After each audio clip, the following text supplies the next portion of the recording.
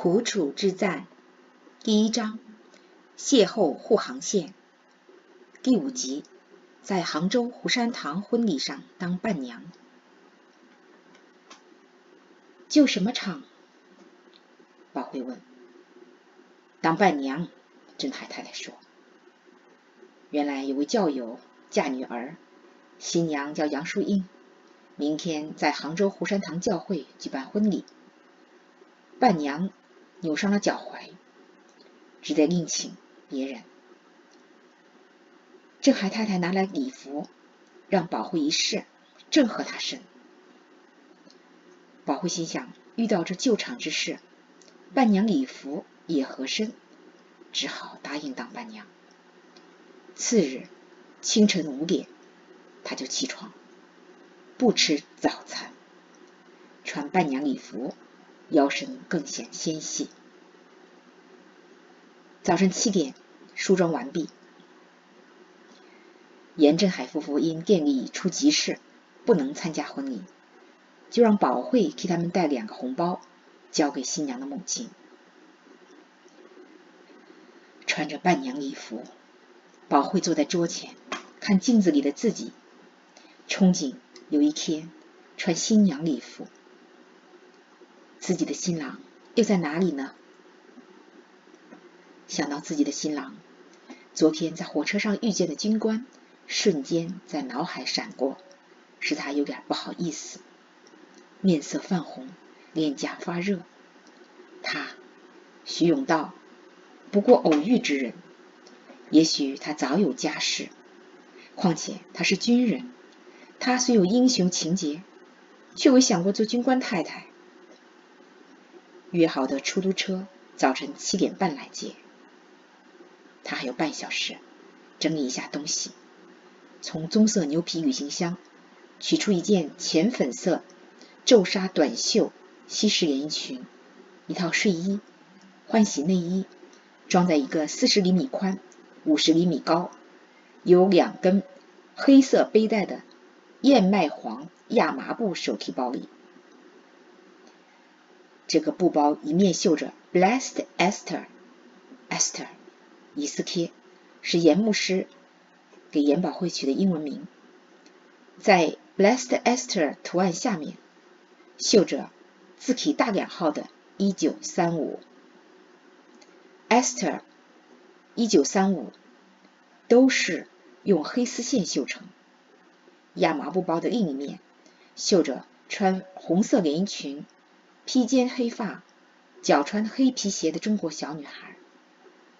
小女孩头上戴着一个由24朵百合花做的花冠，百合花由乳白色蕾丝镶嵌而成。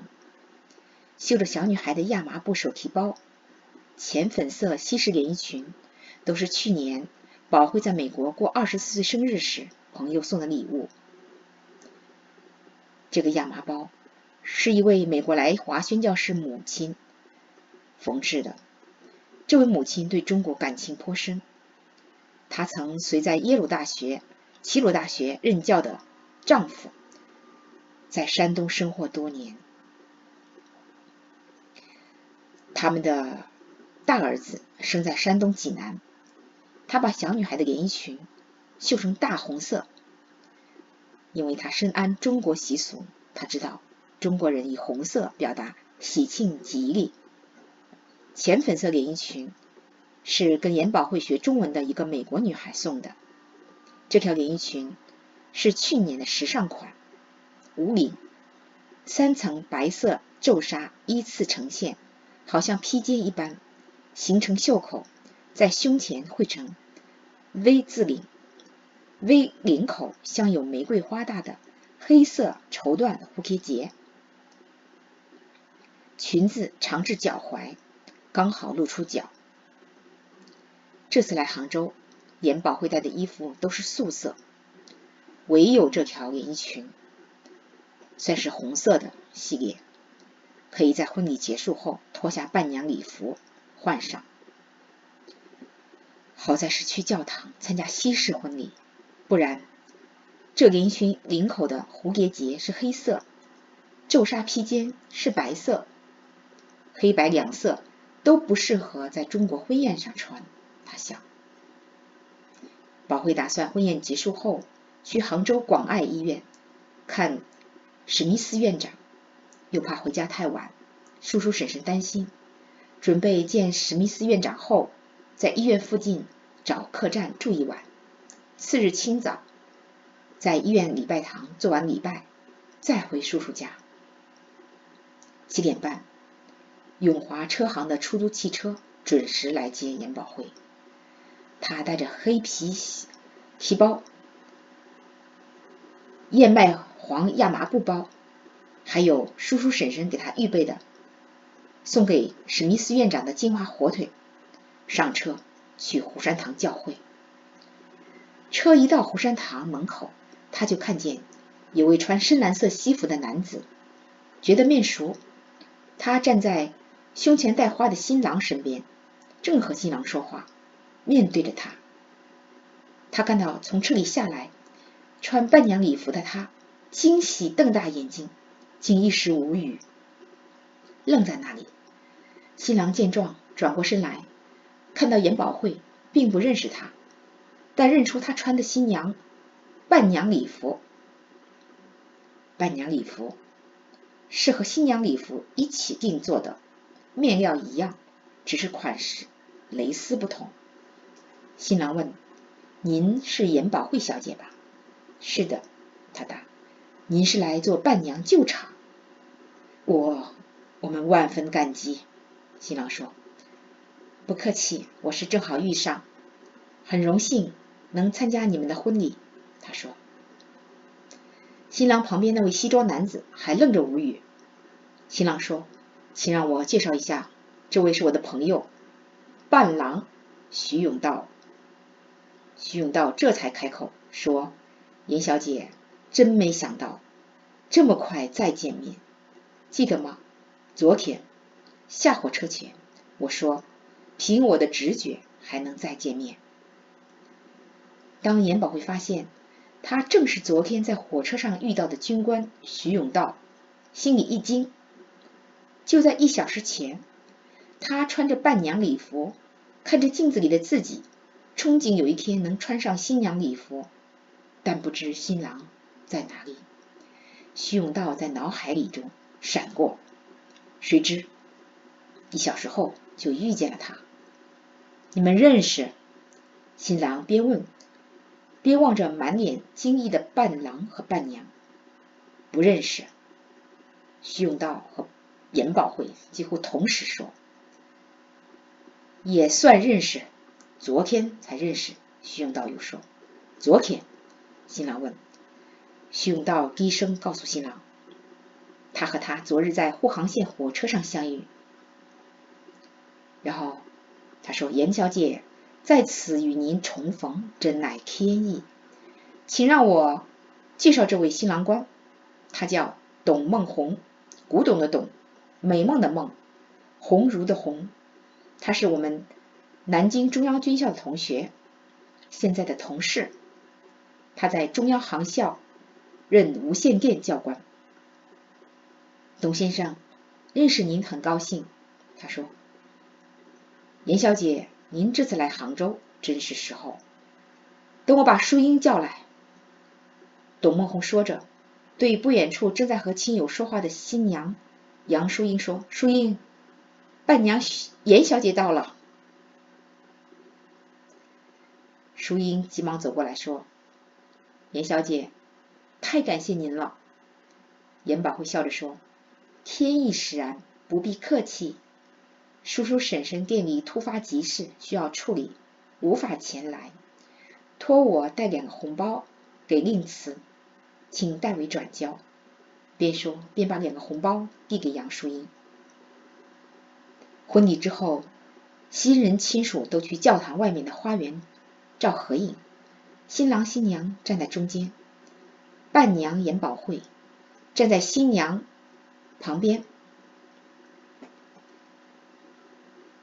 徐永道站在新郎旁边，花童女孩手持百合花篮站在宝慧前面，花童男孩手持玫瑰花篮站在徐永道前面，新娘右手持花束，左手挽新郎右臂。照完相，徐永道低声对新郎耳语：“孟红，帮兄弟个忙，婚宴时把我和严小姐安排在邻座。”董孟红会意，点着头笑了。婚宴设在杭州西湖东侧知味观酒楼。到知味观酒楼，严宝慧先去更衣，脱下伴娘礼服，换上浅粉色西式连衣裙，把伴娘礼服叠好，还给新娘杨淑英。新郎董孟红示意领座员把严宝慧带到徐永道右手边的座位。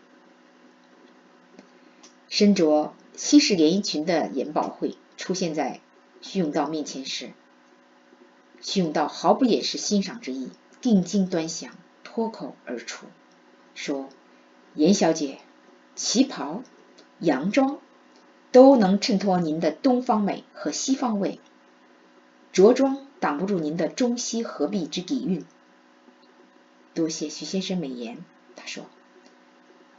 徐永道和严宝慧那一桌靠窗临湖，除他们俩外，宾客都是新娘家的亲戚长辈，无人认识他们二人。新郎如此安排，方便徐永道和严宝慧交谈，无需花精力应酬他人。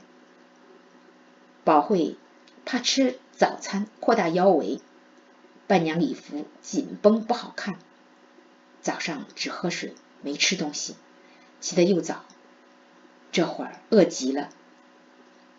徐永道不停地说，他不停地吃，他一心想和他攀谈，吃得很少。严小姐，下午有什么安排？他问。去广爱医院看史密斯院长，他说。您若不介意，我开车送您好吗？他说。那太麻烦徐先生了，他轻声说。不麻烦，正好有空，还有车开。刚才宝慧一边狼吞虎咽吃饭，一边全神贯注听永道的话。永道的谈话中透露出他最想了解的信息，他尚未婚配。虽说昨日在火车上宝慧对永道有好感，但此刻听说他要开车送他去广爱医院，还是感到有点唐突，不知道单独搭他的车是否合宜。他需要权衡突如其来的选择，搭他的车还是拒绝。他边吃东西一边想着该不该搭他的车。他的思绪回到4年前，在美国游学时，两个令他备受打击的消息同时传来，一是父亲严牧师和母亲严师母双双被日军炸死，二是他是被严牧师夫妇收养的孤女，他的亲生父母早已过世。当时他深感凄凉冰冷，觉得被世界抛弃。兄姐成家，事务繁忙，无力管他。没了父母，谁替他的未来操心呢？过了大半年，他才平静下来，为未来和婚事祈祷。祈祷是他唯一能靠自己就可以做到的事。他期盼有好丈夫，有安稳的家。他虽在牧师家庭长大，见惯父母和教会里的人祷告，但他自己很少祷告，有事就让父母为他祷告。